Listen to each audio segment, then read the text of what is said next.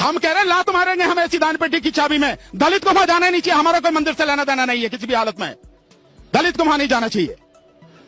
तो मंदिर बनाने के पक्ष में है क्या? नहीं, क्यों मंदिर में बनाने के पक्ष? मैं तो कह रहा हूं इस देश में जितने मंदिर है सबको तोड़ दिया जाए।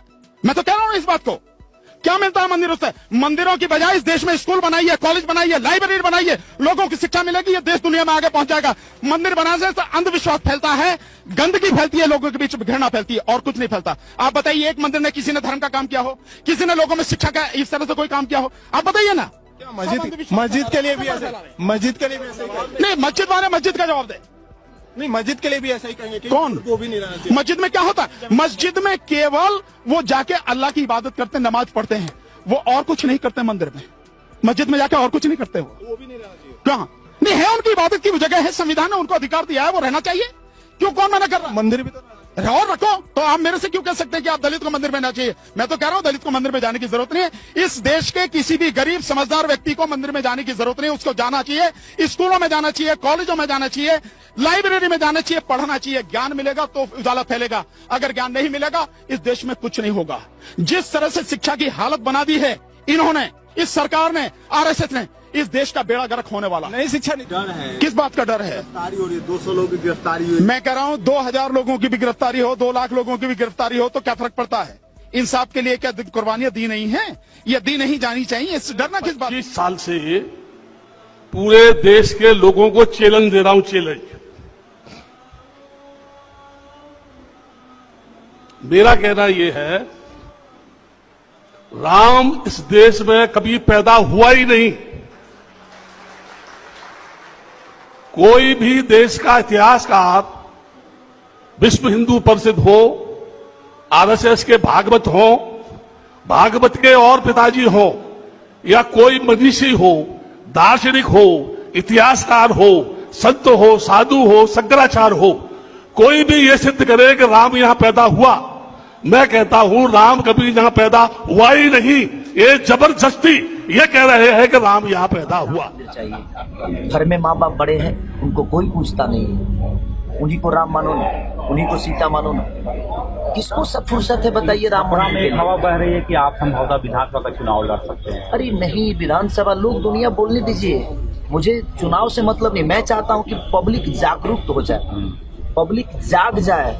खेसारी को चुनाव लड़ने और नहीं लड़ने से मेरा रोजी रोटी ऐसा नहीं कि बंद हो जाने वाला। राम मंदिर से क्या होगा साहब? तो हमारे जब धंधे खत्म हो गए हैं, जब हमारे खेत खाली हो, हम खेती हमारी खत्म हो गई है, जब हमारे गांव खाली हो रहे हैं, तो ये मुद्दे हैं ना।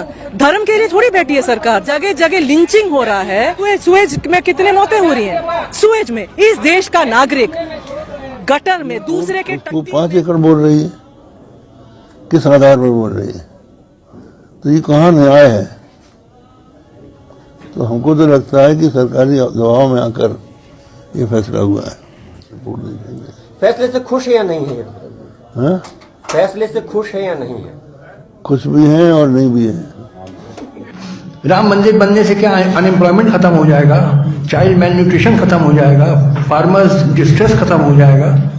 राम ये सब इलेक्शन के लिए, क्योंकि चुनाव आ रहा है इसीलिए चिल्ला रहे हैं। देखा था वहाँ पर मंदिर, और अगर मंदिर था भी वहाँ पर, और अगर उस वक्त आज ही इतने सालों पहले वहाँ मस्जिद बन गई थी, तो फिर से उसे तोड़ के आप क्यों बनाएंगे मंदिर? और अगर आपको बनाना हिंदू खतरे में नहीं है, ये देश खतरे में है। ये देश खतरे में है मोदी जी, अमित शाह जैसे लोगों से, प्रज्ञा ठाकुर जैसे लोगों से। ये देश खतरे में है। आज जो सुप्रीम कोर्ट के जज ने जो बाबरी मस्जिद पर फैसला सुनाया है, वो बहुत ही निंदनीय और भ्रष्ट है। जो राम का न कोई प्रमाण है, न कोई साक्ष्य है, न कोई इतिहास है, उस राम पर सुप्रीम कोर्ट के जज ने फैसला सुनाया है। जानते हैं ये सब दबाव में किया है सुप्रीम कोर्ट के जज ने। भाइयों से कहना चाहूंगी कि ये मंदिर के चक्कर में आप लोगों को पड़ने की कोई जरूरत नहीं, क्योंकि ये मंदिर आपको बंधुआ मजदूर बनाएगी और आने वाली पीढ़ी को गुलाम बनाएगी।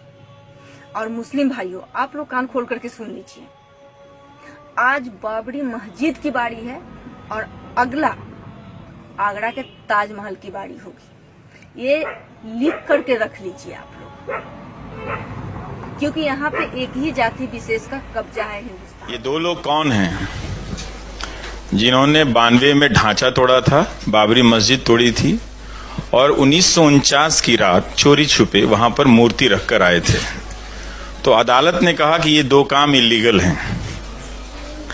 तो इससे जुड़े जो भी लोग हैं उनको इस फैसले से बाहर किया है और कहा है कि ये अपराधी की कतार में हैं।